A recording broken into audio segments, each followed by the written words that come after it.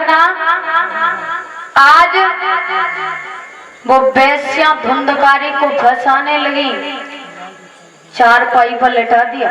और जब चारपाई पर लिटाया, आधी रात्रि का समय हुआ, धुंधकारी सो गया था। जब आधी रात्रि का समय हुआ तो बेस्याओं ने क्या किया, अपने हाथ में कटारी को लिया। और जब कटारी को लिया है, हाथ में कटारी लेकर के किया रात ही रात में उसका काम तमाम।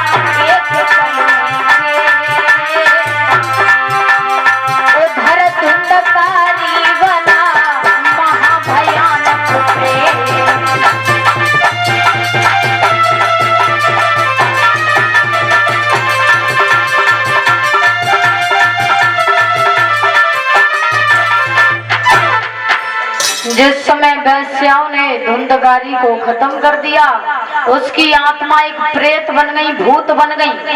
और जब भूत बनी है, दर दर की ठोकरें खाने लगी, तो उसकी आत्मा वहां पहुंची है जहां गौकर्ण भगवान का भजन कर रहा था।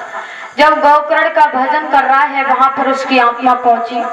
कहीं बकरा बन के पहुंचती है, कहीं भैंस बन के, कहीं सिंह बन के, तरह तरह के सपने दे रहे। गौकर्ण कहने लगे, अरे भाई तुम कौन हो और हमें बेमतलब में क्यों डरपा रहे हो? धुंधकारी ने सारी बात बताई। जवाब दिया, भैया मैं कोई और नहीं हूं, मैं आपका भाई हूं। सारी बात बताई है। तो गौकर्ण कहने लगे, भैया तुम चिंता मत कीजिए, अगर तुम्हें वेश्याओं की संगत ने यहाँ तक पहुँचाया है तो हम उसका उपाय अवश्य निकालेंगे। गौकर्ण ने क्या किया, अब तो उन्हें गंगा स्नान करवाए, पुण्य दान किए, सब तरह भेदों मंत्रों का उच्चारण करवाया, लेकिन फिर भी उनकी आत्मा को शांति नहीं मिली। गौकर्ण बड़े परेशान, सोचने लगे क्या करें, हमने तो सब कुछ करके देख लिया लेकिन इनकी आत्मा को शांति नहीं मिल रही। गौकर्ण सोच रहे हैं, विचार कर रहे हैं। दिनकर भगवान को याद किया। जब सूर्य भगवान को याद किया है तो सूर्य भगवान प्रकट हुए। प्रकट जब हुए हैं, गौकर्ण ने जब देखा तो पैरों को छुआ। भगवान कहने लगे, जवाब दिया, गौकर्ण तुमने हमें याद किया? जवाब दिया, हाँ प्रभु, ये मेरा जो भैया है भूत बन चुका है, मैंने तो सब कुछ किया लेकिन इसकी आत्मा को शांति नहीं मिली, कोई ऐसा उपाय बताइए जो इसकी आत्मा को शांति मिल जाए। तो भगवान कहने लगे, गौकर्ण तुम नहीं जानते हो, इस संसार में सहारा है तो केवल एक ही है, इस कलयुग में सहारा है तो केवल एक ही है, जो भगवान का गुणगान करता है, सत्संग करता है, कीर्तन करता है, श्रीमद् भागवत कथा का अनुष्ठान सुनता है, वो इस युक्ति से मुक्ति हो जाता है। ऐसा कीजिए, इन्हें भागवत का ज्ञान कराइए, सब कुछ ठीक हो जाएगा। गौकर्ण ने उसी समय क्या किया, हरिद्वार में जाकर के शुभ सप्ताह विधान रचवाया।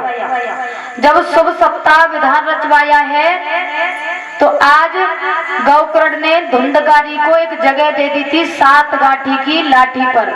भैया जो काली झंडी बनवाई थी वो पांडाल से बाहर बदवा दो, 7 गांठी की लाठी पर। ध्यान रखना, जब एक जगह दे दी 7 गांठी की लाठी पर, सब ऋषियों ने सुनी, धुंधकारी ने सुनी और गौकर्ण ने सुनाई है। जिस समय सुनाने लगे, कथा का पहला दिन हुआ तो पहली गांठी चट गई, दूसरा दिन हुआ दूसरी गांठी चट गई, तीसरा दिन हुआ तीसरी गांठी चट गई। इसी तरह 7वां रोज आया और 7वीं गांठी चटकी। और जब 7वां दिन हुआ है, 7वीं गांठी जब चटकी है, लेकिन ध्यान रखना 7वें दिन भगवान विष्णु का रूप आया। और भगवान विष्णु का जब रूप आया है तो धुंधकारी एक अपना बड़ा सुंदर सा रूप पा करके और बैकुंठ धाम के लिए चले गए। इस तरीका से गौकर्ण ने पांडाल से बाहर बांधियो, साइड में बांधो ना, कितनी कितनी साइड में बांध दो पांडाल से बाहर, साइड में बांध दीजिए। उस लीवरा में बांधो, पल्ले वाले लीवरा बांधो। ध्यान रखना। अब तो इस तरीका से गौकर्ण ने धुंधकारी की आत्मा को शांति दिलाई, यानी उनका उद्धार कराया। इधर अब सब लोग वहां जो ऋषि थे वो कथा को सुन रहे थे। उन्होंने जवाब दिया कि भैया हम ये बताइए कि कथा हमने भी सुनी और कथा धुंधकारी भी सुनी, लेकिन ये धुंधकारी का ही उद्धार क्यों हुआ, हमारा उद्धार क्यों नहीं हुआ? तो उन्होंने जवाब दिया, कहने लगे सुनो, धुंधकारी का उद्धार इसीलिए हो गया क्योंकि धुंधकारी ने बड़े प्रेम पूर्वक के साथ में, बड़े भाव के साथ में उस कथा को सुना था, एक एक शब्द अपने मन में फीड किया था, अपने जीवन में उतारा था, इसीलिए उनका उद्धार हो गया था। इसीलिए कहते हैं बड़े प्रेम पूर्वक के साथ में कथा सुना करो।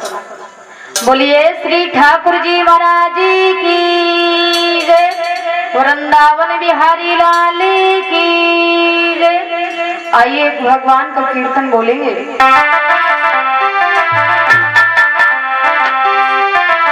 सभी तालियों के साथ में बोलेंगे कि कांटो लग जाए अरे दैया, कांटो लग जाए अरे दैया।